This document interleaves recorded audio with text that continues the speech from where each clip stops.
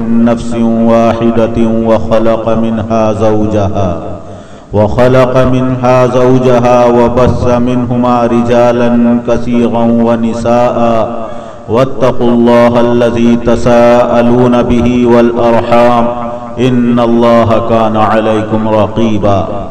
وقال الله تعالى: لقد كان لكم في رسول الله أسوة حسنة. وقال النبي صلى الله عليه وسلم: لا يؤمن أحدكم حتى يكون هواه تبعا لما جئت به. صدق الله العظيم وصدق رسوله النبي الكريم. سبحان ربك رب العزة عما يصفون وسلام على المرسلين والحمد لله رب العالمين. اللهم صل على سيدنا ومولانا محمد وعلى آل سيدنا ومولانا محمد وبارك وسلم. محترم حضرات، حاضرین اجلاس، اللہ جل جلالہ وعم نوالہ نے اس دنیا کے اندر انسانیت کی رہبری اور رہنمائی کے لیے تاجدار عرب و عجم سرور کونین حضرت محمد الرسول اللہ صلی اللہ علیہ وسلم کو بھیجا. آپ اللہ کے احکام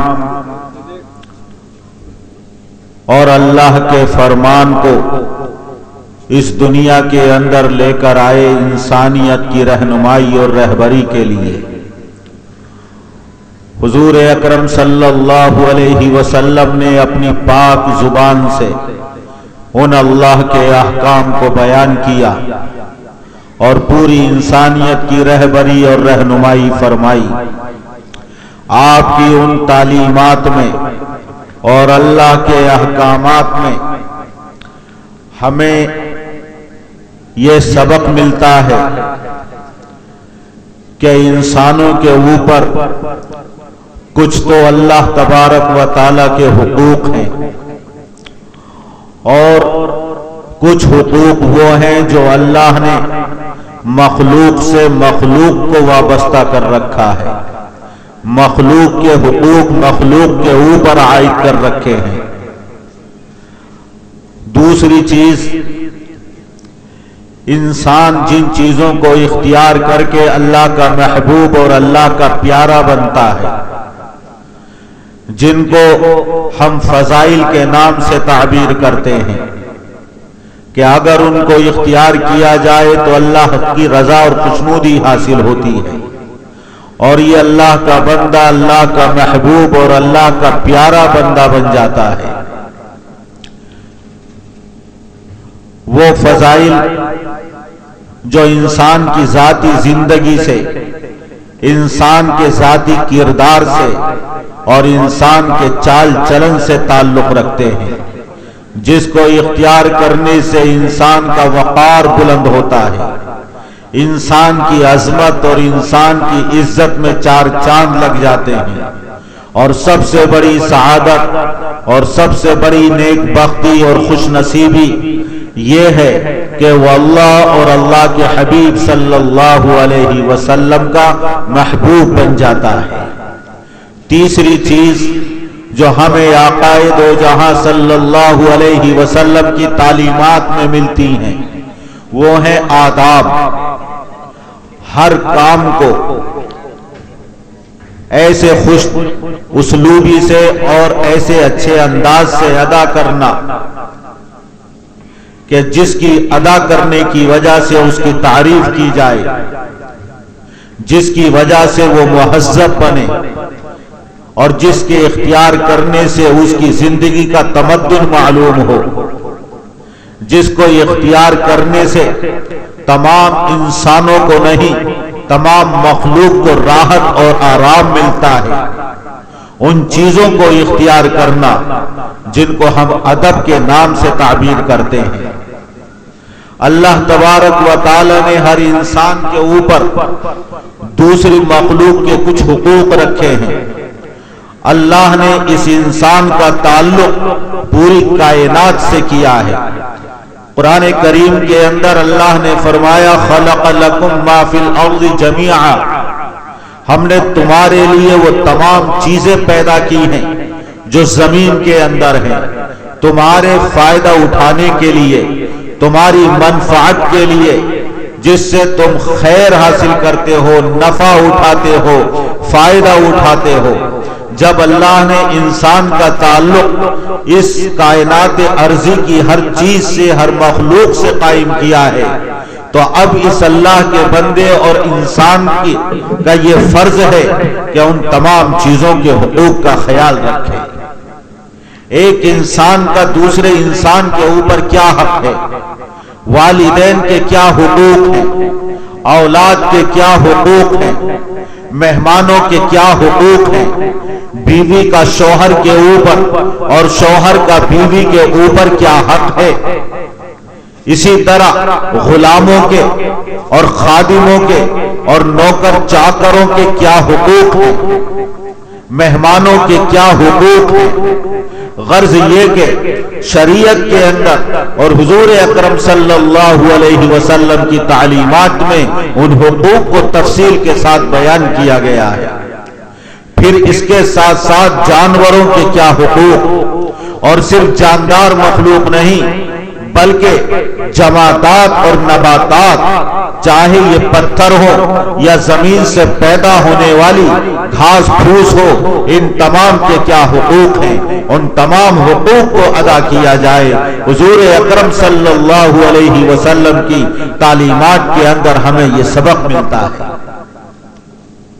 دوسری چیز فضائل اختیار کرے، جن چیزوں کا تعلق انسان کی ذاتی کردار، اس کے ذاتی چال چلن سے ہے، ان چیزوں کو اختیار کر کے اللہ اور اللہ کے رسول کا محبوب بن جائے، جن کو شریعت اسلامیہ کے اندر، قرآن اور حدیث کے اندر تفصیل کے ساتھ بیان کیا گیا ہے کہ انسان ہمیشہ سچ بولے، انسان وعدے کی خلاف ورزی نہ کرے، وعدے کو پورا کرے، عہد کو پورا کرے، اس کے اندر شجاعت اور مردانگی ہو، سخاوت ہو، اس کے اندر قناعت ہو، مصیبتوں کے آنے کے وقت صبر سے کام لے۔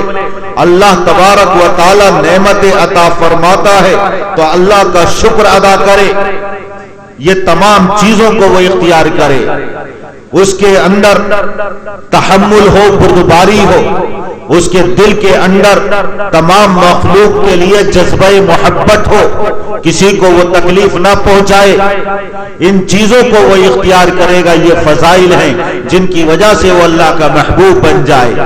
اور اس کی ایک ضد ہے جن کو ہم رذائل سے تعبیر کرتے ہیں۔ رذائل وہ چیزیں ہیں کہ جن کے اختیار کرنے سے اللہ ناراض ہوتا ہے، اللہ کے محبوب جن کے اختیار کرنے سے ناراض ہوتے ہیں۔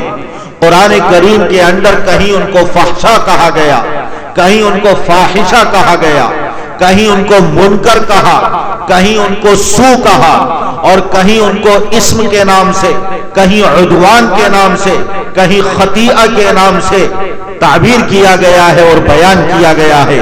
سب کا خلاصہ یہ ہے کہ وہ بری چیزیں کہ جن کے اختیار کرنے سے اللہ تبارک و تعالی ناراض ہوتا ہے اور اللہ کے حبیب ناراض ہوتے ہیں۔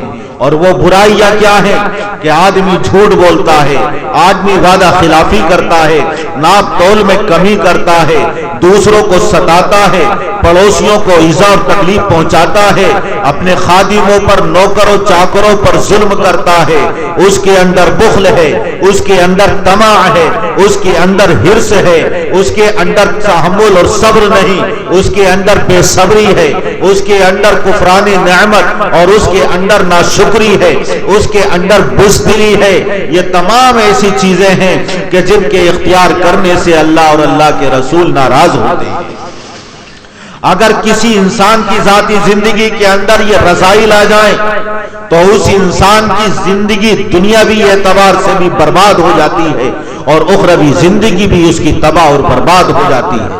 اور کبھی یہ وہ برائیاں ہیں کہ رشوت خوری ہے، زناکاری ہے، عیاشی اور فحاشی ہے، اور یانیت اور بے حیائی ہے، بد نظری ہے، ناپ تول میں کمی ہے، دوسروں کے حقوق پہ ڈاکہ ڈالنا ہے، اگر ذاتی زندگی تک محدود ہے تو اس اکیلے کی زندگی تباہ اور برباد ہوگی، اور اگر وہ برائی اور وہ منکر اور وہ رذیلہ اگر قوموں کے اندر سرایت کر جاتا ہے، تمام قوم اس کے اندر مبتلا ہو جاتی ہے، تو پوری کی پوری قوم عذاب الہی کی مستحق بنتی ہے اور قہر خداوندی سے ہلاک کر دی جاتی ہے۔ دنیا بھی اس کی برباد ہوتی ہے اور آخرت بھی اس کی برباد ہوتی ہے۔ اس دنیا کے اندر کتنی قومیں ایسی آئیں کہ جنہوں نے ان رذائل کو اختیار کیا اور پوری کی پوری قوم اس کے اندر مبتلا ہو گئی، اللہ کے عذاب کا کوڑا ان کے اوپر برسا اور صفحہ ہستی سے ان کا ہمیشہ کے لیے نام و نشان مٹا دیا گیا۔ حضرت شعیب علیہ السلام کی قوم، حضرت لوط علیہ السلام کی قوم، اسی طرح اصحاب الایکہ، اصحاب الرس ہیں، اور دوسری قوم عاد ہے، قوم سمود ہے۔ جب برائیاں ان کے اندر اس طرح عام ہو گئی کہ افراد سے انہوں نے تعدی کی، افراد سے تجاوز کر کے پوری قوم کو ان برائیوں نے اپنے حصار اور احاطے میں لے لیا اور پوری قوم ان برائیوں کی عادی بن گئی، اللہ تبارک و تعالیٰ کا عذاب نازل ہوا اور اللہ نے ان قوموں کا وجود اور نام و نشان ہمیشہ کے لیے صفحہ ہستی سے مٹا دیا۔ اس لیے ان رذائل سے بچا جائے۔ حضور اکرم صلی اللہ علیہ وسلم کی سیرت طیبہ میں ہمیں یہ سبق ملتا ہے، اور کچھ ایسی چیزیں جن کو اختیار اگر کیا جائے تو وہ قوم مہذب اور متمدن قوم کہلاتی ہے، دوسری اقوام کی نظر میں اس کا وقار، اس کی عظمت نصیب ہوتی ہے، ان کو آداب کہا جاتا ہے، اور وہ آداب کھانے کا کیا ادب، پینے کا کیا ادب، چلنے کے کیا ادب، سونے اور جاگنے کے کیا آداب ہیں، رہن سہن کے کیا آداب ہیں، کپڑا پہننے کے کیا آداب ہیں، کہیں مہمان بنے تو کیا ادب اختیار کرے، ہمارے یہاں کوئی مہمان بنے تو کیا ادب اختیار کرنا چاہیے، احادیث شریفہ میں ان تمام آداب کو بیان کیا گیا ہے۔ اگر حقوق کی ادائیگی ہو، اخلاق فاضلہ کو اور فضائل کو اختیار کیا جائے، رذائل سے اجتناب اور پرہیز کیا جائے اور اپنے آپ کو آداب کا عادی بنایا جائے، ان آداب کو اختیار کیا جائے تو پورے معاشرے کی اصلاح ہو جائے، اور یہ معاشرہ وہ معاشرہ بنے گا کہ جس کو حضور اکرم صلی اللہ علیہ وسلم نے 1400 سال پہلے تشکیل دیا تھا۔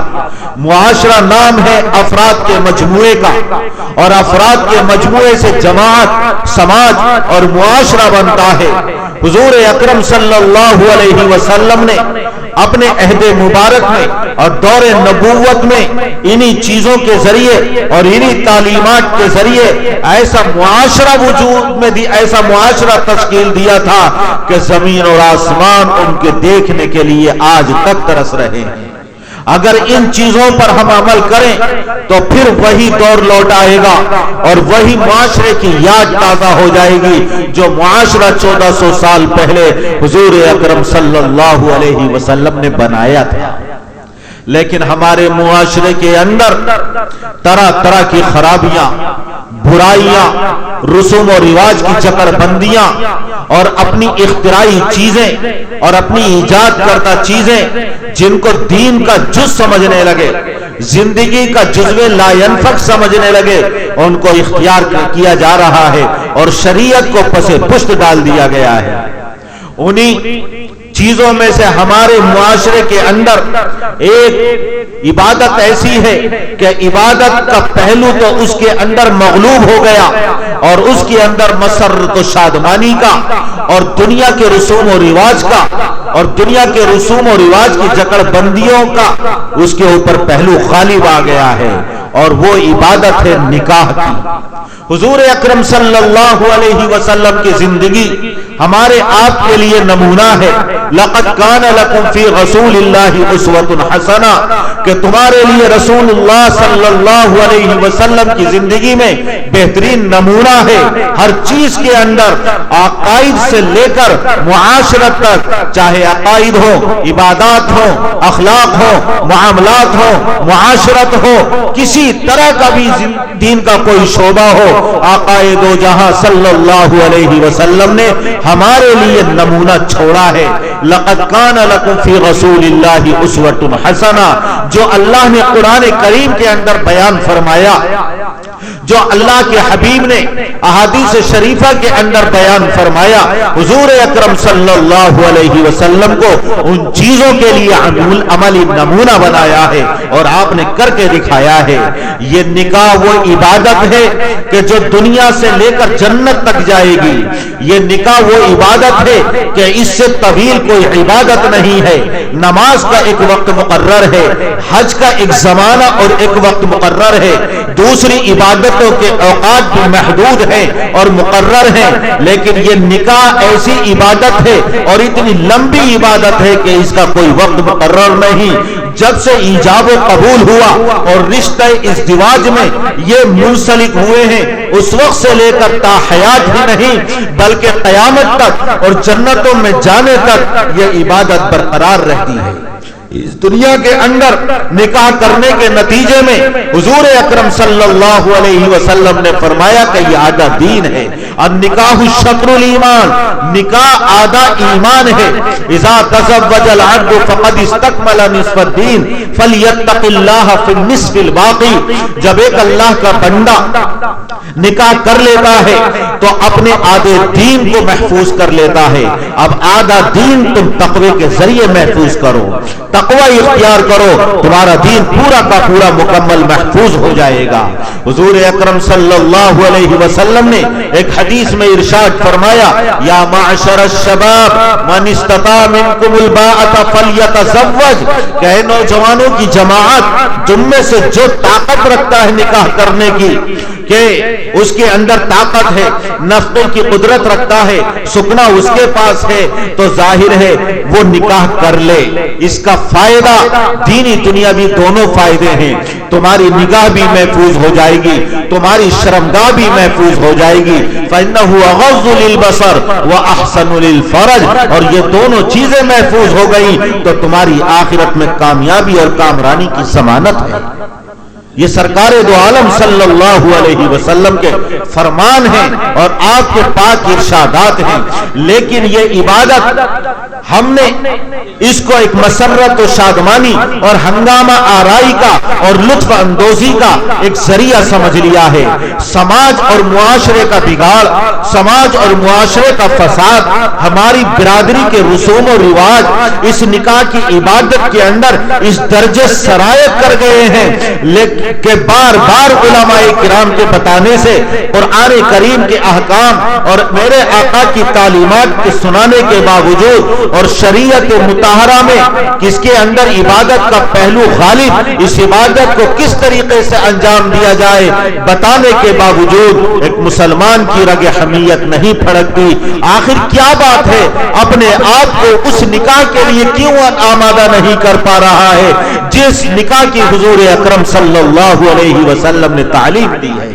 اس لیے کہ اس کے ایمان کے اندر کمی ہے، ایمان اس درجے کا نہیں. حضور اکرم صلی اللہ علیہ وسلم نے ارشاد فرمایا، لا یؤمن احدکم حتی یکون ہواہ تبعا لما جئت بھی، تم میں سے کوئی شخص اس وقت تک کامل مومن نہیں ہوگا جب تک کہ خواہشات نفسانی میرے آقا کے لائے ہوئے دین کے تابع نہ بن جائیں.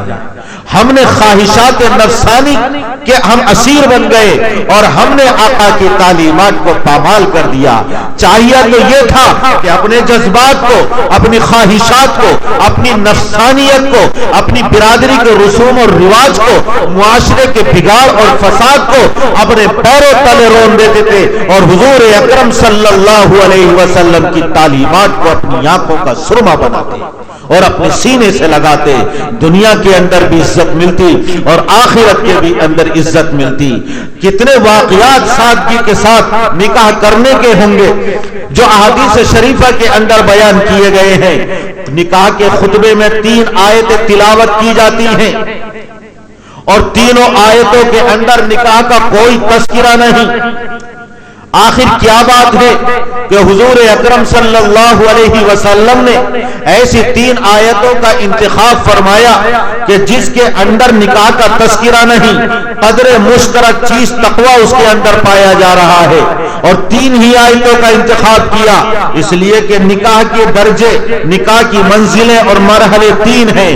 نکاح سے پہلے، عین نکاح کے وقت اور نکاح کے بعد، ان تینوں مقامات پر اور ان تینوں مرحلوں پر اور تینوں منزلوں پر جب تک ایک مسلمان کے دل کے اندر اللہ کا ڈر، اللہ کا تقوی، خشیت الہی اور خوف خداوندی نہیں ہوگا، اس وقت تک وہ شریعت کے مطابق نکاح کی عبادت کو انجام نہیں دے گا۔ نکاح سے پہلے یعنی منگنی اور اس طرح رسم مہندی اور منڈا اور نہ جانے کن کن چیزوں کا ارتکاب کیا جاتا ہے، اور کون سی اس وقت کتنی تاریخوں کو منحوس سمجھا جاتا ہے، بعض مہینوں کو منحوس سمجھا جاتا ہے۔ اپنے تاریخ کے تعین کے لیے برادری کے لوگوں کو، محلے کے لوگوں کو، پاس پڑوس کے لوگوں کو جمع کرنا، مٹھائیاں تقسیم کرنا، پیغام لانے اور لے جانے والے کو جوڑے گھوڑے دینا، فضول خرچی کرنا، وقت کا ضیاع، یہ تمام چیزیں ہیں جس کی شریعت کے اندر قطعاً گنجائش نہیں ہے۔ ہم جب دیکھتے ہیں حضور اکرم صلی اللہ علیہ وسلم کے طریقے میں، آپ کی سیرت میں اور صحابہ اکرام کی زندگیوں کے اندر ہمیں منگنی نہیں ملے گی، ہمیں یہ اپٹن نہیں ملے گا، ہمیں رسم مہندی نہیں ملے گی، ہمیں منڈے کی تقریب نہیں ملے گی، ہمیں یہ تاریخوں کا تعین اور لانے لے جانے والے پیغام کے لانے لے جانے والے کے لیے گھوڑے جوڑے کا انتظام یہ نہیں ملے گا۔ ایک صحابی نے دوسرے صحابی سے کہا کہ فلاں گھر میرا پیغام لے جاؤ، میں اس گھر کے اندر نکاح کرنا چاہتا ہوں۔ یہ صحابی خوشی خوشی اپنے اس ساتھی کا پیغام نکاح لے کر جب اس لڑکی کے گھر والوں کے یہاں پہنچے تو لڑکی کے گھر والوں نے کہا کہ ہمیں وہ صاحب پسند نہیں ہے، ہمیں نکاح تو کرنا ہے لیکن اگر آپ نکاح کرنا چاہیں، آپ ہمیں پسند ہے، ہم اپنی لڑکی کا نکاح آپ کے ساتھ کیے دیتے ہیں۔ وہیں انہوں نے ایجاب و قبول کیا اور اپنی لڑکی کو ان صحابی کے نکاح میں دے دیا۔ نہ کوئی پیغام لے جانے والا، نہ کوئی مہندی کی رسم، نہ کوئی منگنی کی رسم، نہ کوئی گھوڑے جوڑے، نہ لوگوں کا اجتماع، نہ لوگوں کو جمع کرنا، نہ مٹھائیاں تقسیم کرنا۔ کتنی سادگی کے ساتھ گھر کے اندر نکاح ہو گیا گواہوں کی موجودگی میں۔ نکاح کرنے کے بعد واپس آئے، پیغام بھیجنے والے اپنے ساتھی اور ان صحابی سے ملے اور کہنے لگے بھائی پیغام نکاح کا تو آپ کے لیے لے کر گیا تھا لیکن گھر والوں کو میں پسند آ گیا، انہوں نے میرے ساتھ نکاح کر دیا۔ تو انہوں نے بھی ان کے لیے دعا دی، بارک اللہ لک وعلیک وجمع بینکما بخیر۔ کتنی سادگی کے ساتھ نکاح ہو گیا۔ ہمیں صحابہ کرام کی زندگی کے اندر یہ نمونہ ملتا ہے جو عقائد و جہاں حضرت محمد الرسول اللہ صلی اللہ علیہ وسلم نے تعلیم دی۔ اسی طرح جب تاریخ کا تعین ہوتا ہے، جب اجتماع لوگوں کا اور اس کے اندر وقت کا ضیاع، فضول خرچی ہے، بے پناہ اسراف ہے، اپنے پیسے کی شان و شوکت دکھانا اور اپنی وجاہت کا ڈنکا بجانا، لوگوں کے درمیان تشہیر مقصد ہے، ریا نمود مقصد ہے اور کچھ بھی نہیں۔ اگر اس کو عبادت سمجھتے تو یہ تمام چیزوں کا ارتکاب نہ کیا جاتا۔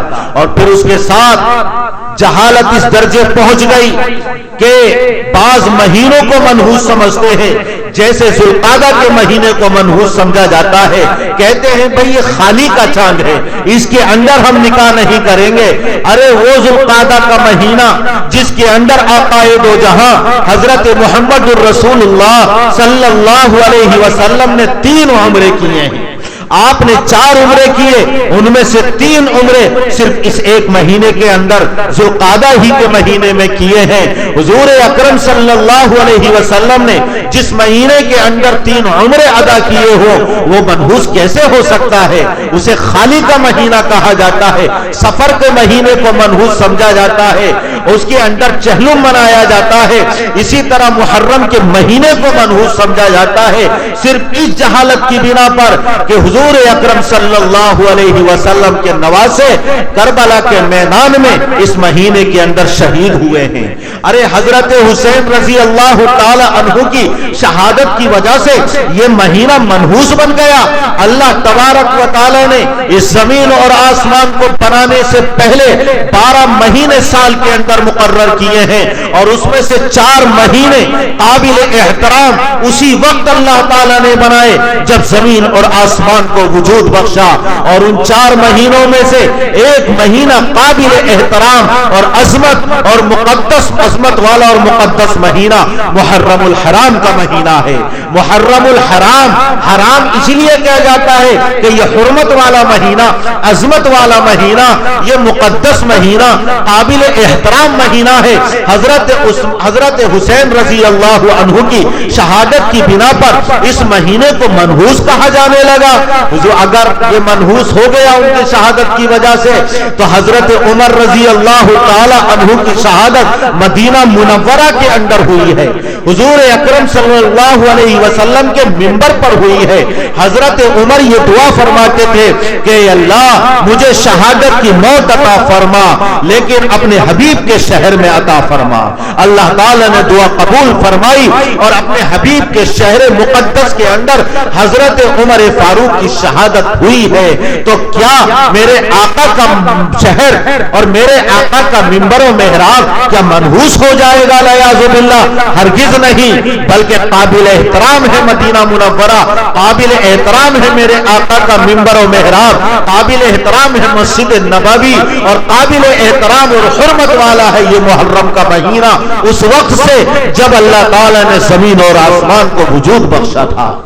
حضرت حسین اگر اس مہینے میں شہید ہوئے تو ان کے لیے تو اور فضیلت کی بات ہے۔ ایک فضیلت اور سعادت کی بات یہ کہ شہادت ہوئی ہے، اور دوسری فضیلت کی بات یہ ہے کہ قابل احترام مہینے کے اندر شہادت ہوئی ہے۔ تو وہ مہینہ کیسے منحوس ہو سکتا ہے؟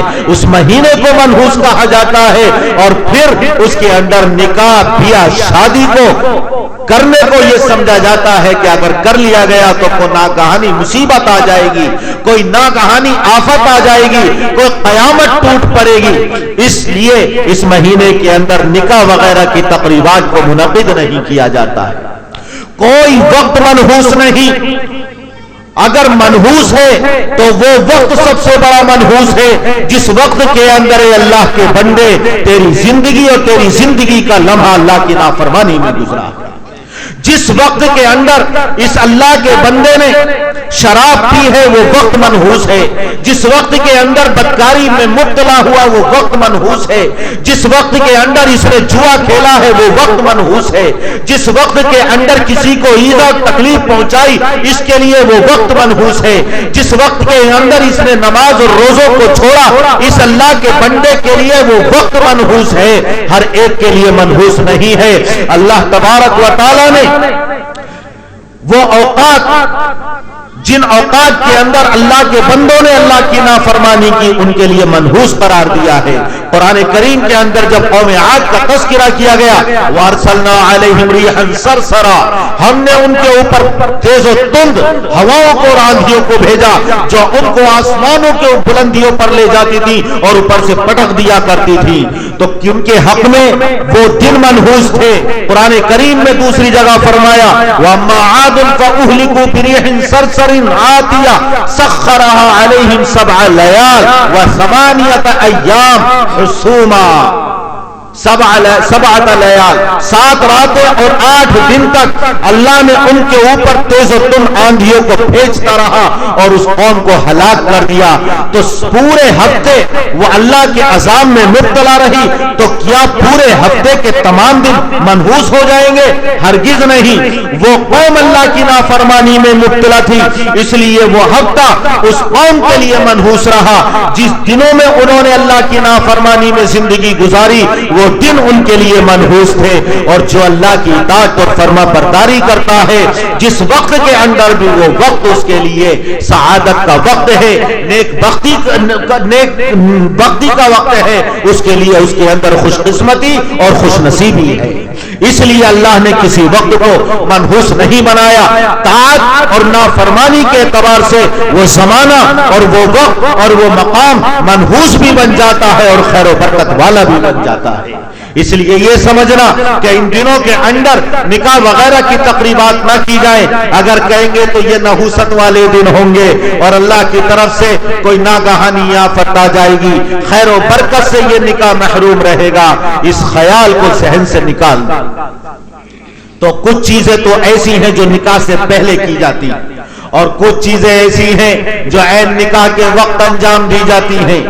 جب نکاح ہوتے ہیں تو ویڈیوگرافی ہوتی ہے، فلم بنائی جاتی ہے، ڈی جے بجتے ہیں، ناچ گانا ہوتا ہے، ڈانس ہوتا ہے، طبلہ اور سارنگی بجائے جاتے ہیں، رقص و سرود کی محفلیں گرم ہوتی ہیں اور شراب کا دور چلتا ہے.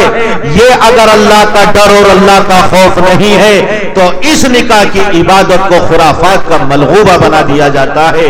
ایسے نکاح کے اندر کوئی خیر و برکت نہیں ہوگی جس نکاح کے وقت ان تمام چیزوں کا ارتکاب کیا جائے. اور نکاح کے بعد اگر اللہ کا ڈر اور خوف نہیں ہے تو پھر زوجین میاں بیوی کی زندگی میں بھی خوشگواری نہیں رہتی. دونوں خاندانوں کے درمیان اختلافات رونما ہوتے ہیں، انتشار پیدا ہو جاتا ہے. جس نکاح اور جس عبادت کے اندر ان تمام خرافات کا ارتکاب کیا جائے، بتائیے اس کے اندر کیسے خیر و برکت آئے گی اور کیسے محبت پیدا ہوگی. حضور اکرم صلی اللہ علیہ وسلم نے ارشاد فرمایا کہ دو محبت کرنے والے نکاح کی وجہ سے تمہیں کہیں نظر نہیں آ سکتے. جس درجے نکاح کی وجہ سے زوجین میں، میاں بیوی میں، مرد اور عورت میں، ان دونوں ہی میں نہیں بلکہ دو خاندانوں میں محبت ہو جاتی ہے، ایسی چیز تمہیں دنیا کے اندر کہیں بھی نظر نہیں آئے گی. ابھی تک دونوں اجنبی تھے، جہاں میں نے قبول کیا زبان سے نکلا، دونوں کے دونوں دو جسم اور ایک جان بن جاتے ہیں. ایک دوسرے کے اوپر اپنی جان کو نچھاور اور نثار کرنے والے، ایک دوسرے کے غم گسار، ایک دوسرے کے دکھ درد میں شریک، یہاں تک کہ دو خاندانوں کے درمیان محبت اور الفت اور مودت پیدا ہو جاتی ہے. قرآن کریم میں اللہ نے بیان کیا وَجَعَلَ بَيْنَهُمْ مَوَدَّةً وَرَحْمَةً. اس نکاح کی وجہ سے اللہ تبارک و تعالیٰ نے سسرالی رشتے کے اندر بھی محبت اور مودت پیدا فرما دی ہے. لیکن جس نکاح کے اندر یہ خرافات ہوتی ہیں، جس نکاح کے اندر آتش بازی ہوتی ہے، جس نکاح کے اندر شراب کا دور چلتا ہے، جس نکاح کے اندر ناچ گانا ہوتا ہے، جس نکاح کے اندر فوٹوگرافی ہوتی ہے، جس نکاح کے اندر بے حیائی اور عریانیت اور بے پردگی ہوتی ہے، اس محبت کی بجائے وہاں عداوتیں اور نفرتیں اور کدورتیں جنم لیتی ہیں. این نکاح کے وقت کتنی مرد اور عورتوں کا اختلاط، بے محابہ ایک دوسرے کے سامنے آنا اور آنکھوں کے زنا کے اندر مبتلا ہونا. یہ اللہ تبارک و تعالیٰ نے آنکھیں بنائی ہیں، یہ ایسے دو سوراخ ہیں جن سے فتنے ابلتے ہیں. یہ ایسے چشمے ہیں جس طرح چشموں سے پانی پھوٹتا ہے جب نگاہ سے ٹکراتی ہے تو اسی طرح فتنے پھوٹتے ہیں. حضور اکرم صلی اللہ علیہ وسلم نے اس لیے اس نگاہ کی حفاظت کی تعلیمات ارشاد فرمائی۔ قرآن کریم میں اللہ نے فرمایا قل للمؤمنین یغضوا من ابصارہم ویحفظوا فروجہم، کہ آپ مومنوں سے فرما دیجئے اپنی نگاہوں کو نیچا رکھیں اور اپنی شرمگاہوں کی حفاظت کریں۔ یہ نگاہ ابتدا ہے اور اس کی انتہا بدکاری ہے۔ اگر نگاہ کی حفاظت نہ کی تو یہاں سے ابتدا ہوگی اور زنا اور بدکاری پر جا کر اس کی انتہا ہوگی، دنیا بھی برباد اور آخرت بھی برباد ہوگی۔ اسی لیے دونوں چیزوں کو بیان کیا ایک ساتھ کہ اپنی نگاہوں کو نیچا رکھیں، اپنی شرمگاہوں کی حفاظت کریں۔ اسی لیے بیان کیا کہ جب نگاہ سے فتنے پھوٹیں گے تو وہ زنا اور بدکاری تک پہنچائیں گے۔ حضور اکرم صلی اللہ علیہ وسلم پر اللہ نے دوسری آیت نازل فرمائی، کیونکہ عورت کا بھی وہی خمیر ہے جو مرد کا خمیر ہے۔ عورت اور مرد کے اندر اللہ نے انس رکھا ہے، مرد کی طبیعت میں عورت کی طرف اور عورت کی طبیعت میں مرد کی طرف جاذبیت، کشش اور میلان اور مقناطیسی کیفیت رکھی ہے کہ دونوں ایک دوسرے کی طرف کھنچتے چلے جاتے ہیں۔ اللہ تعالیٰ انسانوں کے دلوں کے بھیدوں کو جانتا ہے۔ جس اللہ نے اس انسان کے خمیر کو بنایا اور جس اللہ نے انسان کو پیدا کیا، وہ اللہ انسان کی نفسانیت سے، نفسیات سے، اس کی نبض سے اچھی طریقے سے واقف ہے، اس کے دل کے نہا خانے سے بھی خبر رکھتا ہے۔ اس لیے اللہ نے عورتوں کو بھی خبردار کیا اور فرمایا قل للمؤمنات یغضضن من ابصارہن ویحفظن فروجہن، ان عورتوں سے بھی فرما دیجئے کہ اپنی نگاہوں کی حفاظت کریں اور اپنی نگاہوں کی حفاظت کریں، نیچا رکھیں اور اپنی شرمگاہوں کی حفاظت کریں۔ اور حضور اکرم صلی اللہ علیہ وسلم نے ارشاد فرمایا النظر سہم مسموم من سہام ابلیس، یہ نگاہ شیطان کے زہر آلود تیروں میں سے ایک تیر ہے۔ شیطان اس نگاہ کے ذریعے تیر پھینکتا ہے اور سیدھا دل کے اندر پیوست ہوتا ہے، کبھی مرد کی طرف سے اور کبھی عورت کی طرف سے۔ اس لیے بار بار تعلیم دی گئی ہے کہ نگاہ کو نیچا رکھو، نگاہ کو نیچا رکھو۔ غضوا ابصارکم واحفظوا فروجکم، میرے آقا کا پاک ارشاد ہے کہ اپنی نگاہوں کو نیچا رکھو اور اپنی شرمگاہوں کی حفاظت کرو۔ اگر نگاہوں کی حفاظت نہ کی تو یہ پہنچا دے گا زنا اور بدکاری تک، اور روئے زمین کے اوپر فساد برپا ہوگا، بگاڑ برپا ہوگا، معاشرے کے اندر تباہی اور بربادی پھیلے گی، اور پھر ایسی بیماریاں ہمارے معاشرے کے اندر پھیلیں گی جن کا نام تمہارے آباء و اجداد نے نہ سنا ہوگا۔ آج اسی کی نحوست ہے کہ ایسی ایسی بیماریاں، ایسے ایسے وائرس اور ایسے ایسے تباہ کن امراض پیدا ہو گئے ہیں کہ ڈاکٹر حیران ہیں کہ ان کا علاج کیا تجویز کیا جائے۔ اس لیے سب سے پہلے قرآن میں احادیث میں فرمایا کہ اپنی نگاہوں کی حفاظت کرو۔ یہ نگاہ کی حفاظت نہ کرنا کتنا خطرناک جرم ہے۔ اگر زلیخا نے اپنی نگاہ کی حفاظت کی ہوتی، حضرت یوسف علیہ السلام پر فریفتہ اور عاشق نہ ہوتی، ان کی دلدادہ نہ ہوتی، ان کی شیدائی نہ ہوتی، اور قیامت تک کے لیے قرآن کریم میں زلیخا کا تذکرہ اس برائی کے ساتھ نہ کیا جاتا۔ نگاہ کی حفاظت نہ کی، حضرت یوسف علیہ السلام کے حسن و جمال پر فریفتہ ہو گئی، اور قرآن کریم میں اللہ نے اس کی منظر کشی کی۔ جب تک قیامت تک قرآن کریم تلاوت کیا جاتا رہے گا، زلیخا کے اس واقعے کو یاد کیا جاتا رہے گا اور تذکرہ کیا جاتا رہے گا۔ اس سے اندازہ کر لو، اگر مسلم معاشرے کے اندر کوئی نوجوان یا کوئی دوشیزہ لڑکی اپنی نگاہ کی حفاظت نہیں کرتی، بد نگاہی کے اندر مبتلا ہوتی، جب ایک عورت کا تذکرہ بد نگاہی کی وجہ سے قرآن کریم کے اندر قیامت تک کیا جاتا رہے گا۔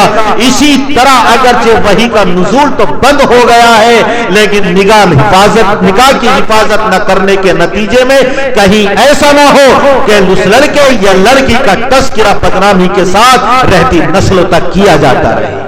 اور اس نگاہ کی حفاظت نہ کرنے کے نتیجے میں بہت سارے خاندان بدنامی کے بدنام ہو گئے، اور کتنے والدین نے بدنامی کے اندیشے سے اور بدنامی کے خوف سے زہر کھا کر خودکشی کر لی ہے، کیونکہ نگاہ کی حفاظت نہیں کی ہے، نگاہی کی حفاظت نہیں کی قابیل نے، اور اپنی بہن کے اوپر غلط نگاہ ڈالی جو اللہ کے قانون کے مطابق اور حضرت آدم علیہ السلام کے دستور کے مطابق حابیل کے نکاح میں آنی چاہیے تھی۔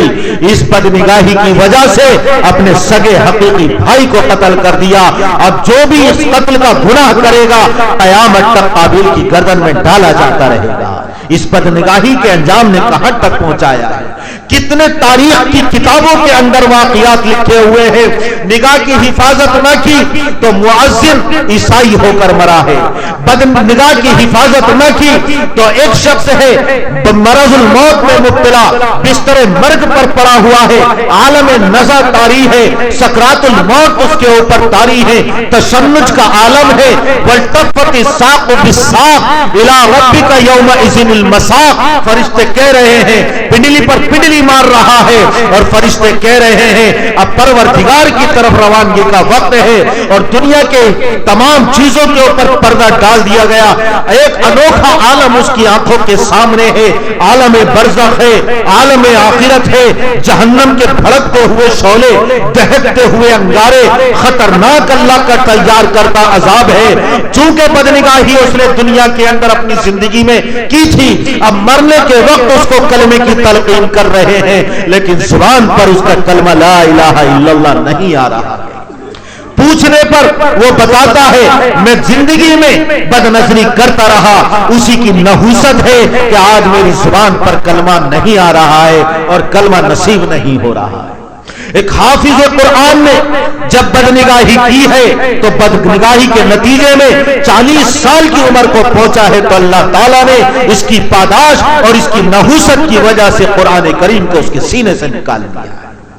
کتنا سخت ترین گناہ ہے، بلا وجہ حضور اکرم صلی اللہ علیہ وسلم نے تعلیمات ارشاد نہیں فرمائی۔ حضرت علی نے معلوم کیا اللہ کے رسول اچانک اگر نگاہ پڑ جائے تو کیا کروں؟ یا علی لا تتبع النظرة النظرة فإن لك الأولى وليست لك الآخرة۔ اے علی اگر اچانک نگاہ پڑ جائے تو ہٹا لے، نگاہ کے بعد دل ارادہ اور قصد کے ساتھ نگاہ مت ڈالنا، اس لیے کہ پہلی نگاہ جو بغیر ارادے کے پڑی ہے وہ معاف ہے، اور اگر ارادے سے تو نے دوبارہ دیکھ لیا تو وہ تمہارے لیے معاف نہیں ہے، اور اگر پہلی نگاہ بھی ارادے کے ساتھ پڑی تو پھر وہ بھی معاف نہیں، وہ بھی معاف نہیں کی جائے گی۔ اس بدنگاہی کے نتیجے میں عزت و ناموس تار تار ہو جاتا ہے، خاندانوں کی پگڑیاں اچھالی جاتی ہیں، بے عزتیاں چوراہوں پر ہوتی ہیں، خاندانوں کا گھر والوں کا گھر سے نکلنا دشوار ہو جاتا ہے، بعد کی نسلوں کے لیے تانے کا سبب بن جاتا ہے۔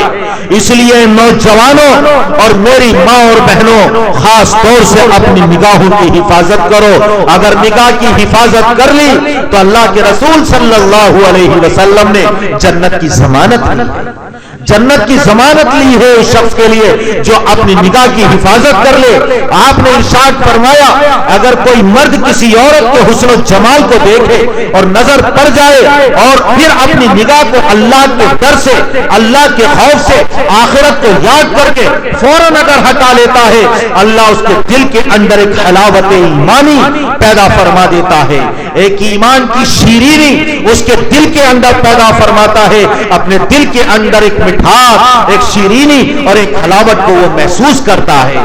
اگر بدنگاہی میں مبتلا ہو گیا اور توبہ نہ کی، اپنی نگاہ کو نہ پھیرا اور نہ ہٹایا، اللہ تعالیٰ اس گناہ کی پاداش میں اس سے توفیق عمل کو چھین لیتا ہے، پھر نیک کاموں میں اس کا دل نہیں لگتا، سجدے میں گیا تو خیال یار ہے، رکوع کے اندر گیا تو محبوب کا خیال ہے، جہاں بیٹھا اٹھا تو ہر وقت اسی کے خیال میں مگن ہے، اپنی ضروری کاموں سے بھی بالکل غافل ہو جاتا ہے۔ نماز روزے کا خیال نہیں، فرائض منصبی کا خیال نہیں، دنیاوی کاموں سے غفلت اختیار کرنے لگتا ہے اور ایک اجنبی سا محسوس اپنے آپ کو دوسرے لوگوں سے بیگانہ اور اجنبی محسوس کرتا ہے۔ اس بدنگاہی کی وجہ سے دل کے اوپر سیاہ نقطہ لگ جاتا ہے۔ اللہ تعالیٰ اس بدنگاہی کی وجہ سے چہرے کی رونق کو چھین لیتا ہے، اور اللہ کے رسول صلی اللہ علیہ وسلم نے فرمایا اس کے اوپر بھی لعنت ہے جو کسی کو دیکھتا ہے، اور اس عورت کے اوپر بھی لعنت ہے جو اپنے حسن و جمال کو زیبائش اور آرائش کر کے، بناؤ سنگار اور میک اپ کر کے اجنبی مردوں کے سامنے بے محابہ آ کر کھڑی ہوتی ہے اور دکھاتی ہے۔ وہ بھی ملعون ہے اور دیکھنے والا بھی ملعون ہے۔ یہ تمام دنیا کے اندر عذاب سے دوچار ہوتا ہے۔ میرے بھائیوں، خاص طور سے نوجوانوں، اگر کسی اجنبی عورت کے اوپر، کسی لڑکی کے اوپر نگاہ پڑ جائے تو فوراً نگاہ ہٹاؤ۔ اگر اچھی اور بھلی معلوم ہو تو ذرا یہ تصور کر لو یہ دنیا کی عورت ہے، اگر میں نے اپنی نگاہ کو اس سے ہٹا لیا اللہ تعالیٰ اس کے بدلے میں جنت کی حوریں عطا فرمائے گا۔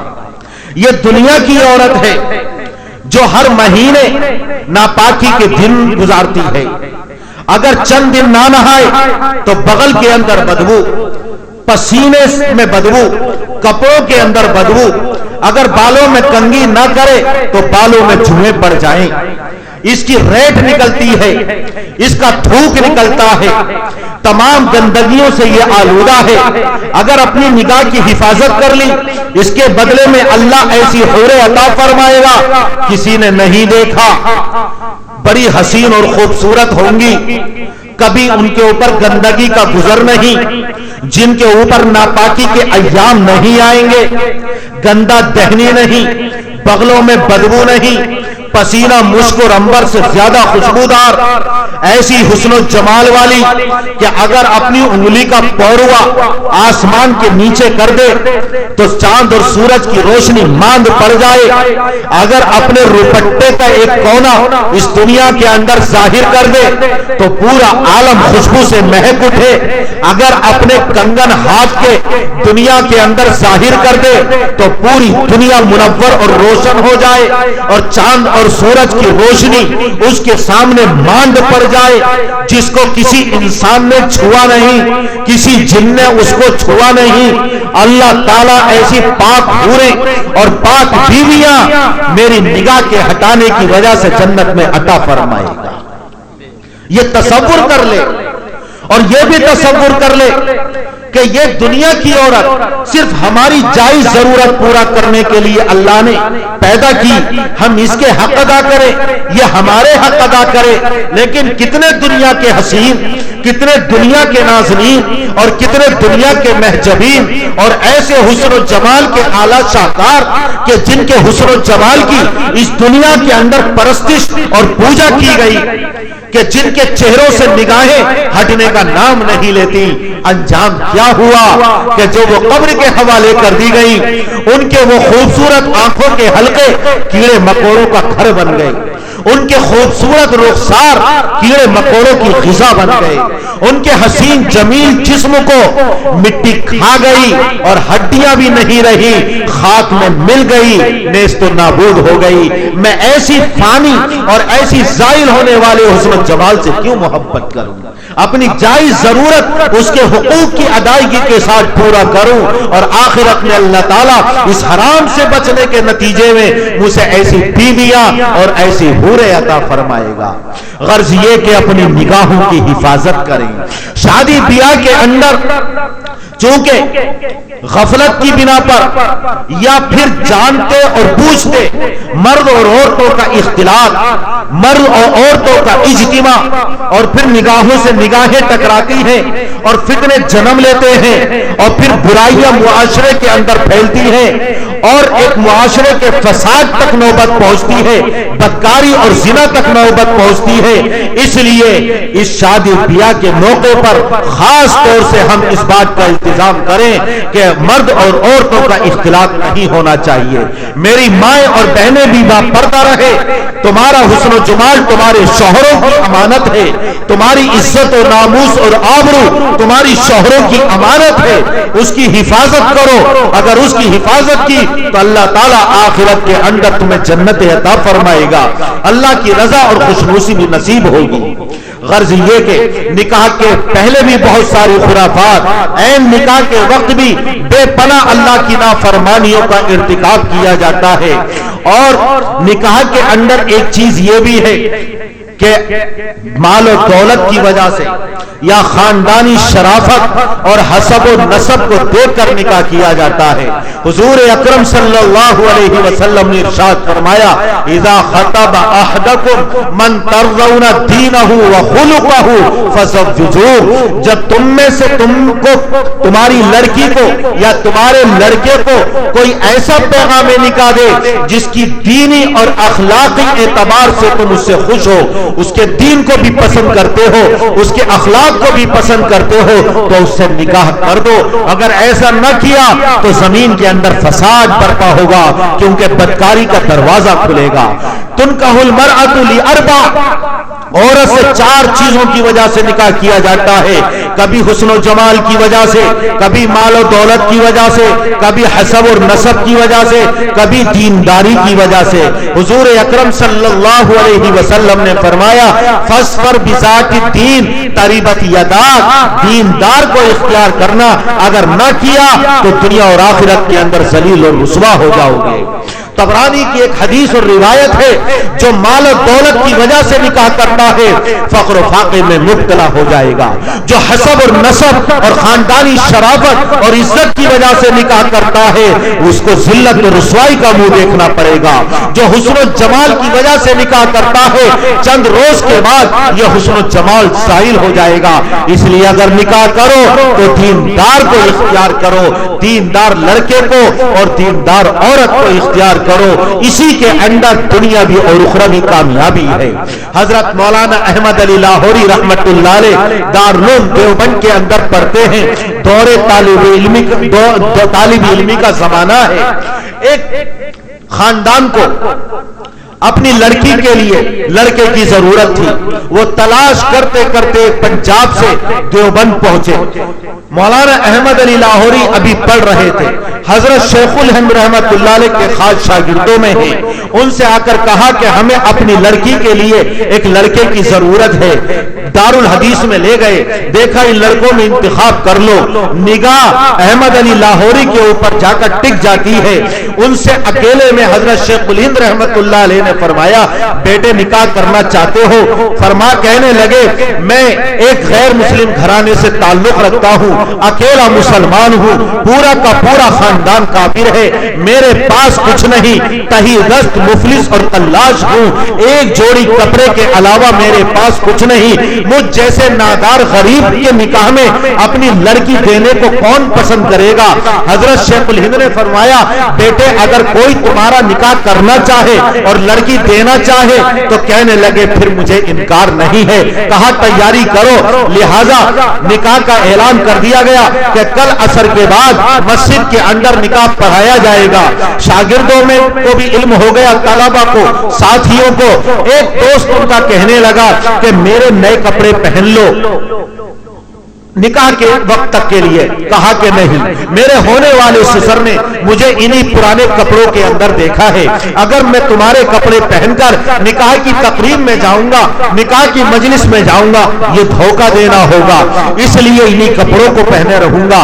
کہا اچھا پرانے ہیں، میلے ہیں، دھو لو۔ لہذا انہوں نے دھو لیا، آسمان ابر آلود ہو گیا، تھوڑا سردی کا زمانہ تھا، کپڑے سوکھ نہیں پائے، ہلاتے رہے، سکھاتے رہے، لیکن پھر بھی نہ سوکھے، انہی کو پہن کر مسجد کے اندر نکاح کی مجلس میں پہنچے۔ سسر نے جب دیکھا کہ یہ وہی طالب علم کل بیٹھا ہوا تھا انہی کپڑوں میں لیکن میلے تھے، آج بھی انہی کپڑوں میں ہیں لیکن دھلے ہوئے اور گیلے ہیں، پھر بھی فرماتے ہیں میرے سسر کا دل بھی کیسا تھا، कैसा सोने का था, टस से मस नहीं हुए। जिन लोगों को अकीदत होती है, उलामा से, तलबा से, उनकी हरकतें और उनके ऐसे अफाल से कभी बदसर नहीं होते हैं, बल्कि अकीदत में इजाफा होता है। लेकिन आज अवाम का यह हाल हो गया, जरा सी आलिम की तरफ से बेइल्तिफाती या कोई गफलत सामने आई और फौरन उसके ऊपर बददीन होने का फतवा लगा दिया जाता है।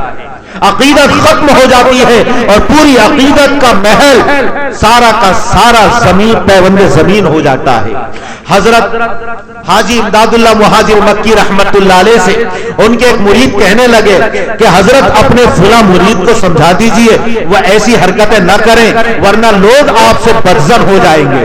वो हजरत हाजी इमदादुल्लाह मुहाजिर मक्की रहमतुल्लाह अलैह जिनके सिलसिले से पूरे आलम के अंदर इतना फैज़ पहुंचा है कि किसी सिलसिले से नहीं पहुंचा है।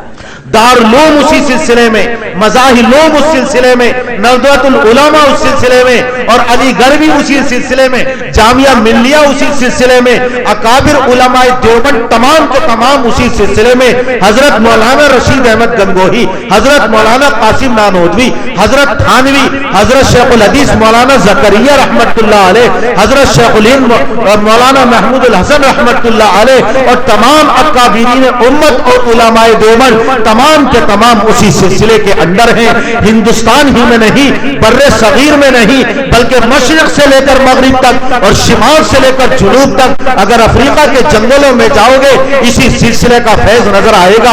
अगर हिमालय की चोटियों पर जाओगे इसी सिलसिले का फैज नजर आएगा। फ्रांस के मैदानों में और अमेरिका के क्लबों के अंदर भी जाओगे तो इसी सिलसिला का फैज नजर आएगा। और तालीम का फैज याफ्ता अल्लाह की तालीमात और मेरे आका की तालीमात से रोशनास कराता हुआ नजर आएगा। अल्लाह और अल्लाह के रसूल के कलमे को बुलंद करता हुआ नजर आएगा। इस सिलसिले का इतना फैज पहुंचा है। जब उन्होंने ये कहा कि हजरत लोग आपसे बदजन हो जाएंगे, बिगड़ गए और कहने लगे हो जाए बदजन, सबके सब हो जाए, तुम भी हो जाए, मुझे कोई परवाह नहीं। अकीदत अगर खत्म हो जाए कोई परवाह नहीं, कम से कम एक कोने के अंदर फिर हम अल्लाह अल्लाह करते रहेंगे, फिर हम होंगे और अल्लाह होगा, बस हमें किसी की बदजनी का कोई अंदेशा नहीं है। तो हमारे अकाबिर ऐसे कि किसी की अकीदत से खुश नहीं और किसी की बदजनी से नाराज भी नहीं होते, लेकिन कुर्बान जाइए उस जमाने के लोगों पर और अकीदत मंदों पर कि वो भी बदजन नहीं होते थे, ऐसी अकीदत उनकी पुख्ता होती थी। हजरत सैयद इस्माइल शहीद रहमतुल्लाह अलैह जो बालाकोट के मैदान में शहीद हुए हैं, मेरठ के अंदर उनको एक प्रोग्राम में मदऊ किया गया और उस वक्त छोटे बच्चे थे, मौलाना या मुफ्ती अब्दुल कय्यूम साहब बयान फरमा रहे हैं और अपने घुटनों पर उनको बिठा लिया और कहते थे जरा अपने गालों को फुलाओ। वो बच्चा फुलाता और उसको खूब जोर से यूं करते, जैसे बच्चों को गालों को फुलाने के बाद पटका देते हैं तो आवाज निकलती है, चूमते और कभी गालों को फुलाकर पटका देते। पूरा मजमा देख रहा है, लेकिन इसका कोई अंदेशा नहीं कि मेरी अकीदत खत्म हो जाएगी। दौरान तकरीर बच्चे से खेल कर रहे हैं, बच्चे के गाल फुलवाते हैं, कभी चूमते हैं, कभी गालों को पटकाते हैं, कोई इस बात का अंदेशा नहीं। मजमा देख रहा है, अकीदत बरकरार, वाज़ो नसीहत भी करते रहे। प्रोग्राम के बाद, बयान के बाद एक रईस आए, अमीर आकर मुसाफा किया। हजरत इस्माइल शहीद रहमतुल्लाह ने उनकी दांत पकड़कर जोर से हिलाई, ये भी हरकत की। तो वो कहने लगे हजरत आप कुछ भी हरकतें करें, हमारी अकीदत खत्म होने वाली नहीं है, हमारी अकीदत खत्म नहीं होगी आपसे। कैसे अकीदतमंद लोग थे और इसी अकीदतमंदी की वजह से अल्लाह ने उनको कहां से कहां पहुंचाया है, उनकी दुनिया भी बनाई और आखिरत भी बनाई। लखनऊ पहुंचे तो वहां एक साहब आए, वो आकर झुककर सलाम करते तो उसको झुक करके दिखा देते, फिर आए फिर सलाम किया, फिर ये ठेंगा दिखा दिया, अंगूठा दिखा दिया, कई बार ऐसा हुआ। फिर करीब में आकर उन्होंने एक अशरफी हजरत इस्माइल शहीद रहमतुल्लाह अलैह की खिदमत में हदिया पेश की।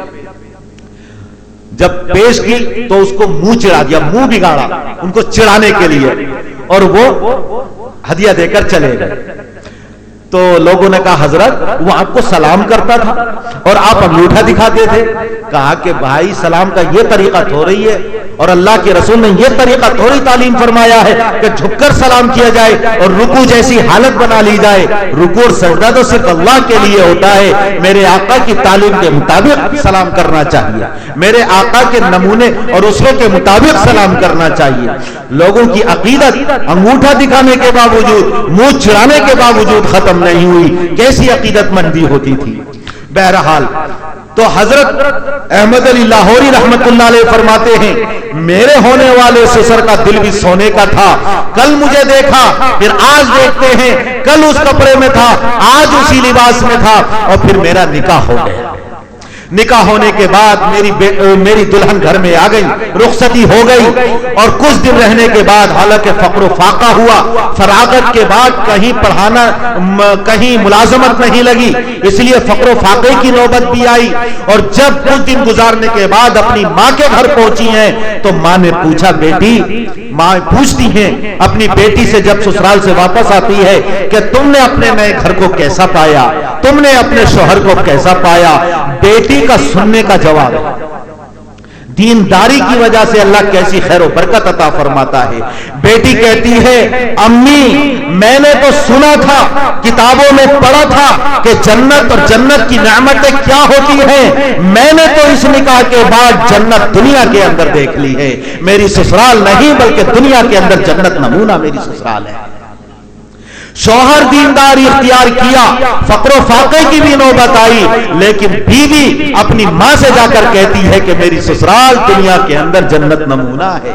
اس لیے دیندار کو اختیار کرو. اور ہمارے اکابر نے اور اسلاف نے اور بزرگان دین نے ہمارے لیے نمونے چھوڑے ہیں. حضرت سعید بن المسیب رحمت اللہ علیہ جلیل القدر تابعی ہیں, صاحب کرامت تابعی ہیں, اپنے وقت کے محدث ہیں, اپنے وقت کے فقیہ ہیں, اور میرے آقا کے شہر کے امام مدینہ ہیں. اپنے زمانے کے بڑے بڑے علماء, بڑے بڑے محدثین ان کے سامنے زانو تلمس طے کرتے تھے. زہد و ورع کا یہ عالم تھا, تقوی کا یہ عالم تھا کہ 50 سال یا 40 سال تک ان کی تکبیر اولیٰ بھی فوت نہیں ہوئی ہے. یہ عالم تھا ان کا. تو اتنا زہد اور تقوی ان کی زندگی کے اندر. ان کے زمانے میں بنو مروان جب خلیفہ بنے تو ایک رسم بد جاری ہو گئی تھی کہ اپنے ہی زمانے میں بادشاہ وقت اپنے بعد میں ہونے والے خلیفہ کے لیے اپنی زندگی میں لوگوں سے بیعت لیتا تھا کہ میرے بعد میرا خلیفہ یہ ہوگا, میرے بعد بادشاہ یہ ہوگا. عبد الملک ابن مروان نے اپنے 2 بیٹوں کے لیے عرب کے اندر خلافت کی بیعت لینا شروع کر دی. ایک ولید اور دوسرا سلیمان. مدینے کے اندر بھی مدینے کے حاکم اور گورنر کے پاس یہ پیغام بھیجا کہ میرے 2 بیٹوں کے لیے تم بیعت لے لو کہ میرے بعد یہ دونوں خلیفہ اور امیر المؤمنین اور بادشاہ بنیں گے. شریعت کی خلاف ورزی ہے, اسلام نے یہ نہیں سکھایا. سعید بن المسیب رحمت اللہ علیہ سے جب بیعت لینا چاہی, انہوں نے صاف انکار کر دیا, میں خلاف شرع ان کے لیے بیعت نہیں کروں گا. ایک خلیفہ اور بادشاہ کے ہوتے ہوئے اس کی زندگی میں اس کے بعد میں ہونے والے کے لیے بیعت کی جائے, یہ اسلام کی تعلیمات کے سراسر خلاف ہے. یہ خبر جب ملک شام اس وقت دارالسلطنت تک وہاں پہنچائی گئی, وہاں سے حکم اور فرمان جاری ہوا کہ 50 کوڑے ان کی کمر پر برسائے جائے, لہذا 50 کوڑے ان کے مارے گئے. سخت سردی کے موسم میں ٹھنڈا پانی ان کے سر کے اوپر ڈالا گیا. اس طرح سخت سے سخت ترین سزاؤں سے ان کو دوچار کیا گیا, لیکن پھر بھی انہوں نے بیعت نہیں کی. ان کی ایک لڑکی تھی, بڑی خوبرو, بڑی حسین و جمیل, عالمہ, فاضلہ, خوش سلیقہ, اطاعت شیار, اللہ کی نیک بندی, پارسا اور متقیہ اور پرہیزگار, تمام خوبیوں کی وہ حامل تھی, بڑی حسین و جمیل. جب یہ خبر عبد الملک ابن مروان بادشاہ کے پاس پہنچی تو اپنے بیٹے ولید کے لیے پیغام نکاح بھیجا کہ میرے بیٹے سے اپنی لڑکی کا نکاح کر دو. ایسا زہد و تقوی کا مجسم اور پیکر کیسے گوارا کر لیتا کہ میری بیٹی کسی بادشاہ کے محل کی زینت بنے کبھی گوارا نہیں کرے گا. لہذا انہوں نے انکار کر دیا. بادشاہ کی طرف سے حکم جاری ہوا 100 کوڑے ان کی پیٹھ پر برسائے جائیں, 100 کوڑے ان کی پیٹھ پر مارے گئے, لیکن ان کے پائے استقامت کے اندر کوئی لغزش پیدا نہیں ہوئی. اس کے بعد ایک شاگرد ان کے جن کا نام ابو وداع تھا, کئی دن تک ان کے سبق میں حاضر نہ ہو سکے. کئی دن کے بعد جب ان کے سبق میں آئے حدیث پڑھنے کے لیے تو انہوں نے پوچھا کہ بیٹے اتنے دنوں تک تم کہاں تھے؟ فرمانے لگے, کہنے لگے کہ حضرت میری بیوی کا انتقال ہو گیا, اہلیہ کا انتقال ہو گیا, اس کی تجہیز و تکفین کے اندر مشغول رہا, لوگ تعزیت کے لیے آتے رہے, اس لیے میں آپ کے سبق میں حاضر نہ ہو سکا. حضرت سعید بن المسیب رحمت اللہ علیہ نے فرمایا کہ ہمیں بھی اطلاع کر دیتے, ہم جنازے میں شریک ہو جاتے. پھر کہنے لگے کہ بیٹے تم نکاح کرو گے؟ تو وہ ابو وداع شاگرد کہتے ہیں حضرت کون اپنی لڑکی مجھے میرے نکاح میں دے گا جس کے پاس 2-3 درہم سے زیادہ دولت نہیں ہے؟ کل کائنات اور کل دولت یہ 2-3 درہم ہے, ایسے عالم میں کون اپنی لڑکی کو میرے نکاح میں دینا پسند کرے گا؟ حضرت سعید بن المسیب رحمت اللہ علیہ نے فرمایا بیٹا اگر کوئی دینا چاہے اور نکاح کرنا چاہے, کہنے لگے پھر میں اس سنت کی ادائیگی سے انکار نہیں کروں گا. اسی وقت اسی مجلس کے اندر گواہوں کی موجودگی میں اپنی بیٹی کا نکاح ان سے کر دیا اور ان کے گھر رخصت کر دیا. وہ خود فرماتے ہیں اتنی حسین خوبصورت, اتنی پارسا, اتنی اطاعت شیار میری بیوی تھی کہ میں اس کو بیان بھی نہیں کر سکتا. خوشی سے پھولے نہیں سما رہے تھے, خوشی سے پھولے نہیں سما رہے تھے. یہ سادگی کا عالم تھا. جب اس طرح نکاح کی عبادت انجام دی جاتی تھی تو اللہ کی مدد نازل ہوتی تھی, اولاد نیک صالح پیدا ہوتی تھی, اور پھر اس نکاح کے اندر اللہ تعالیٰ خیر و برکت رکھتا تھا. وہ نکاح نظر بد اور شرور و فتن سے محفوظ رہتا تھا. وہ نکاح زوجین کے اختلاف سے محفوظ رہتا تھا. وہ نکاح خاندانوں کے اختلاف سے محفوظ رہتا تھا. وہ نکاح, اس نکاح کے اندر طلاق تک نوبت نہیں پہنچتی تھی. آج نکاح کو بھی کھلواڑ بنا لیا اور طلاق کو بھی کھلواڑ بنا لیا. ایک شخص حضرت تھانوی رحمت اللہ علیہ کی خدمت میں آیا اور کہنے لگا حضرت میں نے اپنی بیوی کو طلاق دی ہے, اپنی بیوی کو طلاق دی ہے لیکن تا سے دی ہے, توا سے نہیں دی ہے. کہا اچھا, جو طلاق لفظ ہے اس کے اندر توا ہے, تو میں نے توا سے نہیں بلکہ تا سے طلاق دی ہے, تو کیا طلاق پڑ گئی؟ حضرت تھانوی رحمت اللہ نے فرمایا جب تمہارا نکاح ہوا تھا تو وہ بھی بڑی ہاں سے نہیں چھوٹی ہاں سے ہوا تھا. نکاح کے اندر آخر میں بڑی ہاں ہے, تو حضرت نے فرمایا تمہارا نکاح چھوٹی ہاں سے ہوا تھا, بڑی ہاں سے نہیں ہوا تھا. مقصد یہی ہے چاہے تا سے دو یا توا سے دو طلاق ہو جاتی ہے. طلاق دینے والا نہیں اس وقت مخارج کے سے حروف کی ادائیگی کا خیال نہیں رکھتا ہے, بس زبان پر آیا اور ایک کھلواڑ بنا لیا ہے. اللہ کا عرش ہل جاتا ہے, اللہ کا عرش ہل جاتا ہے. ابغض المباحات عند اللہ الطلاق, مباح چیزوں میں قابل نفرت اور مبغوض ترین اگر کوئی چیز ہے اللہ کے نزدیک تو وہ طلاق ہے. بلا وجہ طلاق کا مطالبہ مت کرو اور بلا وجہ اپنی بیویوں کو کھلواڑ مت بناؤ, طلاق مت دو. دونوں طرف سے اس چیز کا خیال رکھنا چاہیے. بہرحال جن نکاح کے اندر سادگی ہوتی ہے, عبادت کے طور پر اس کو انجام دیا جاتا ہے اور خرافات سے وہ محفوظ رہتا ہے, تو اللہ تبارک و تعالی اس نکاح کے اندر خیر و برکت عطا فرماتا ہے. آج نکاح کے اندر شان و شوکت کا مظاہرہ ہے. جتنا پیسے والا ہے جب تک خوب خرافات, اسراف, فضول خرچی نہ ہو اس وقت سمجھتا ہے کہ میرے نکاح کا لوگوں کو علم نہ ہوگا, میرے پیسے کا اظہار نہ ہوگا, لوگوں میں عزت اور وقار نہ ہوگا, لوگوں کے اندر میری کوئی پذیرائی نہیں ہوگی. اس لیے طبلہ بھی ہے, سارنگی بھی ہے, ڈھولک بھی ہے, ناچ گانا بھی ہے اور ڈی جے بھی ہے اور نہ جانے کیا کیا خرافات ہیں. ایسے نکاح کے اندر کیا خیر و برکت آئے گی اللہ کے بندو؟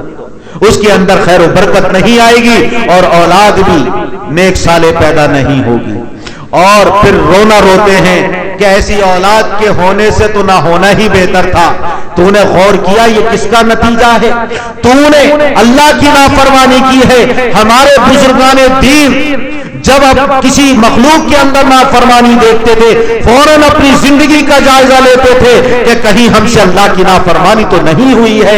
ایک بزرگ گھوڑے پر سوار ہونے لگے، گھوڑے نے شوخی کی، فوراً مسجد چلے گئے، 2 رکعت نماز ادا کی اور اللہ سے دعا کی، استغفار کیا، آئے گھوڑے پر سوار ہوئے، گھوڑے نے شوخی نہیں کی۔ شاگرد نے مرید نے پوچھا حضرت کیا بات؟ گھوڑا اچھلا کودا، آپ نے سیدھا مسجد کا رخ کیا۔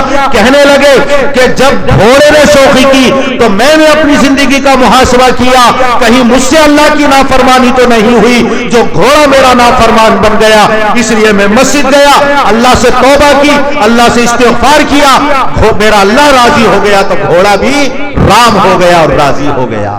آج اولاد نافرمان بن رہی ہے، اس سے پہلے اللہ کی کتنی نافرمانیاں کی ہیں، نکاح سے پہلے بھی نافرمانیاں کی، نکاح کے بعد وقت بھی نافرمانیاں کی ہیں، تو اس نافرمانی کا اثر اولاد کے اندر ضرور آئے گا۔ اگر چاہتے ہو کہ اولاد مطیع اور فرما بردار بنے تو پھر سادگی کے ساتھ نکاح کرو۔ اگر یہ خرافات اور یہ شان و شوکت اور پیسے کا اظہار، یہ جہیز کی نمائش اور بیجا اسراف اگر اس شریعت کے اندر گنجائش ہوتی تو حضور اکرم صلی اللہ علیہ وسلم کی لخت جگر، دونوں جہاں کے آقا کی شہزادی اس کی زیادہ مستحق تھی۔ آپ اگر اشارہ فرما دیتے آسمان سے فرشتے آتے، اگر آپ حکم فرماتے جنت سے جوڑے آتے، اگر آپ حکم فرماتے تو فرشتوں کی بارات ہوتی اور پورا مدینہ منورہ جنت نمونہ بن جاتا۔ لیکن حضور اکرم صلی اللہ علیہ وسلم نے کیسی سادگی کے ساتھ نکاح کیا کہ جاؤ ابو بکر کو بلا کر لاؤ، عمر کو بلا کر لاؤ، طلحہ کو بلا کر لاؤ، ان چند صحابہ کو بلایا اور اسی مجلس کے اندر نکاح کر کے حضرت ام ایمن کے ذریعے اپنی بیٹی کو حضرت علی کے گھر پہنچا دیا۔ ایک چادر اڑا کر اور چند چیزیں آپ نے دے کر، جس کے اندر چاندی کے بازو بند تھے اور نہالی اور اسی طرح چکی، مشکیزہ، کٹورا اور گدے، یہ چند چیزیں حضور اکرم صلی اللہ علیہ وسلم نے عنایت فرمائی اور حضرت ام ایمن کے ذریعے اپنی بیٹی کو حضرت علی کے گھر رخصت کر دیا۔ کتنی سادگی کے ساتھ۔ وہ عثمان غنی جن کا کام ایکسپورٹ اور امپورٹ کا ہوتا تھا، جن کا کاروبار عراق، حجاز، مصر اور شام اور ایران تک پھیلا ہوا تھا، جن کا نام کا جز غنی بن گیا، مالدار ملینیم آدمی تھے، آج کے زمانے کے اعتبار سے کتنا اللہ نے ان کو مال اور کتنی دولت عطا فرمائی تھی، تو اللہ کے رسول نے اپنی بیٹیاں آگے پیچھے ان کے نکاح میں دی ہیں، سادگی کے ساتھ نکاح ہوا ہے۔ اگر شریعت کے اندر ان چیزوں کی گنجائش ہوتی تو حضرت علی، حضرت عثمان چاہتے تو عجم کے ہاتھی مدینہ منورہ کے اندر آتے، پورے عرب کے ریگستانوں کے اونٹ مدینہ منورہ کے اندر ہوتے، تمام عرب کے گھوڑے مدینہ منورہ کے اندر جمع کرتے، جن کی قطاریں ہوتی، جن کی چنہاریں ہوتی، جن کے ہنہنانے کی آوازیں ہوتی، جن کے بلبلانے کی آوازیں ہوتی، ہر طرح کی زیب و آرائش ہوتی، ہر طرح کا ڈیکوریشن ہوتا۔ لیکن حضرت عثمان غنی نے پیسہ کمایا تھا اللہ کی اطاعت اور فرما برداری میں خرچ کرنے کے لیے۔ بیواؤں پر خرچ کرو، یتیموں پر خرچ کرو، ناداروں پر خرچ کرو، مسجدوں کی تعمیر میں خرچ کرو، مدرسوں میں خرچ کرو، دوسروں کے کام آنے میں خرچ کرو، غرض یہ کہ جس سے انسانیت کی فلاح و بہبود ہے اور کامیابی اور کامرانی ہے، پیسہ ان چیزوں میں خرچ کرنا چاہیے جن سے اللہ اور اللہ کے حبیب راضی ہوتے ہیں۔ اس لیے انہوں نے کمایا تھا، شان و شوکت دکھانے کے لیے نہیں۔ ایک بات عرض کر کے اپنی بات کو ختم کرتا ہوں، یہ پیسہ اور یہ دولت اللہ کی نعمت ہے، کبھی اللہ تعالیٰ دے کر آزماتا ہے اور کبھی چھین کر آزماتا ہے۔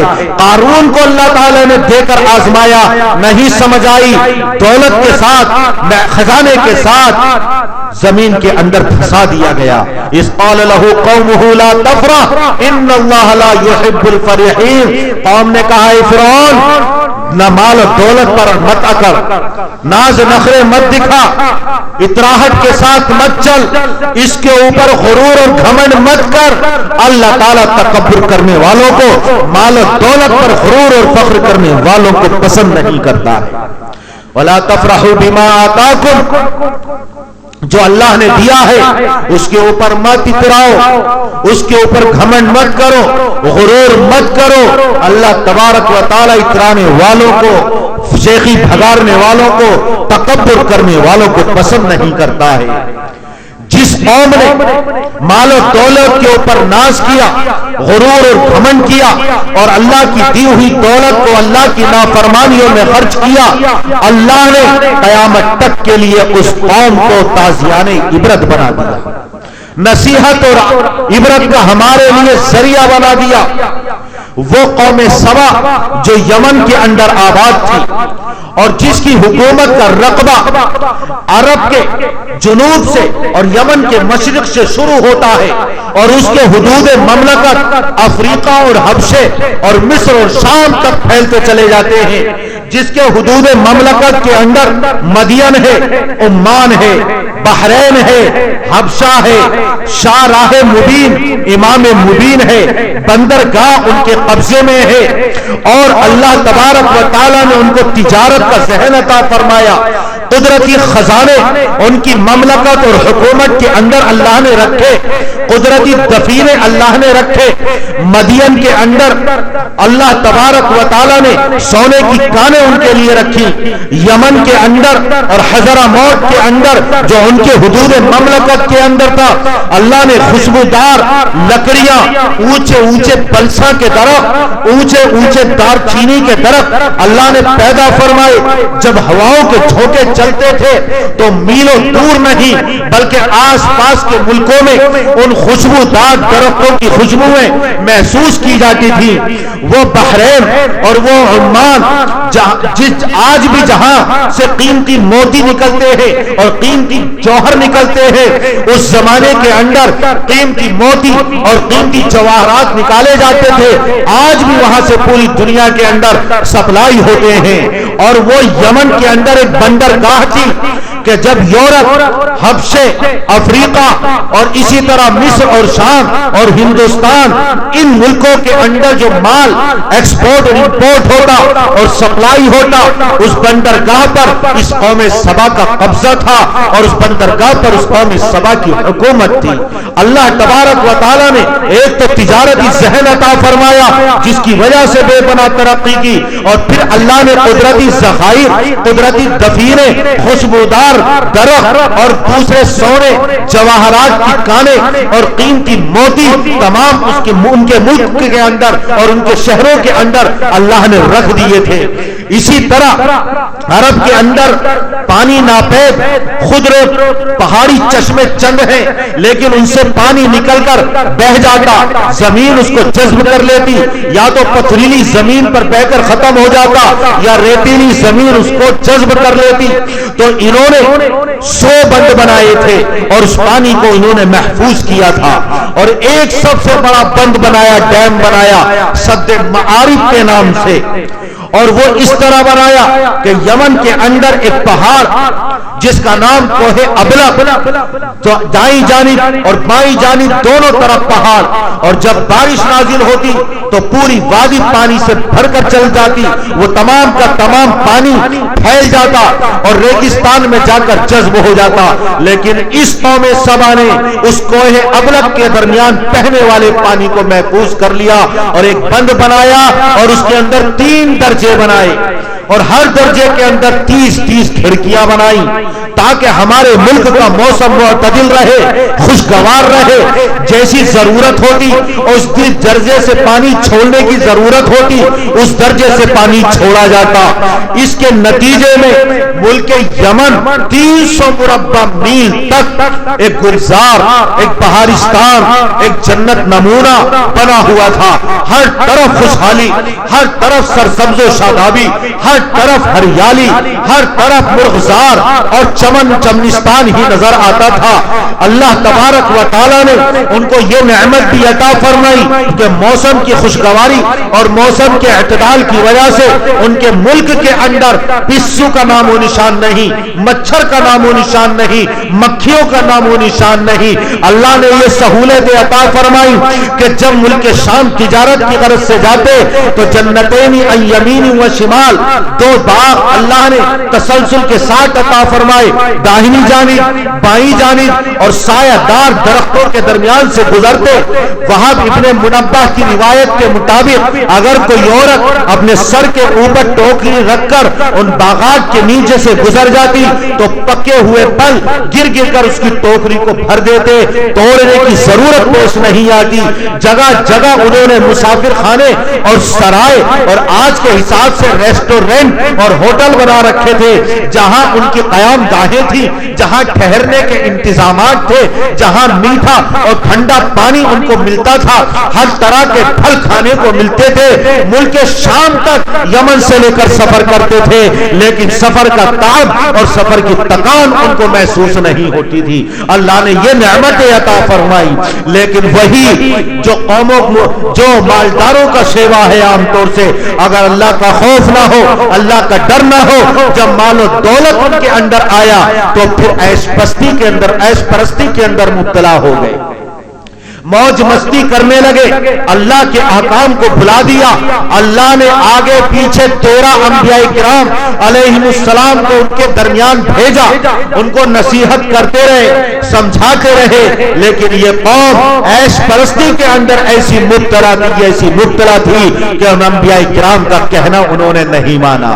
تاریخ نے پھر دہرایا، اللہ کی سنت کے مطابق اللہ کا عذاب ان کے اوپر نازل ہوا کہ وہ انہوں نے جو سوبند بنا رکھے تھے اور ایک بڑا ڈیم بنا رکھا تھا، اللہ تعالیٰ نے اس کو توڑ دیا اور وہ پانی پوری آبادیوں کے اندر پھیل گیا، تمام درختوں کو اس نے اپنی لپیٹ میں لے لیا، انسانی آبادیوں کو، مکانات کو، تعمیرات کو اپنی لپیٹ میں لے کر اس نے تہس نہس کر دیا۔ لوگ منتشر ہو گئے، اپنی جانب بچا کر کوئی عراق بھاگا، کوئی حجاز آیا، کوئی ملک شام گیا اور کوئی مصر پہنچا اور افریقہ پہنچا۔ اس طرح وہ قوم تتر بتر کر دی گئی اور منتشر کر دی گئی۔ فجعلناہم احادیث، ہم نے ان کو ایک داستان قارینہ بنا دیا، ایک کہانی بنا دیا۔ وَمَزَّقْنَاهُمْ كُلَّ مُمَزَّقٍ، اللہ تعالیٰ نے ان کا شیرازہ منتشر کر دیا۔ اللہ کی حکم عدولی اور اللہ کی نافرمانیوں کے نتیجے میں وہ قوم تتر بتر کر دی گئی اور اس کے پرخچے اڑا دی۔ ایک داستان قارینہ اور ایک گئی گزری کہانی ہو کر وہ قوم رہ گئی ہے، کیونکہ اللہ کی انہوں نے نافرمانی کی۔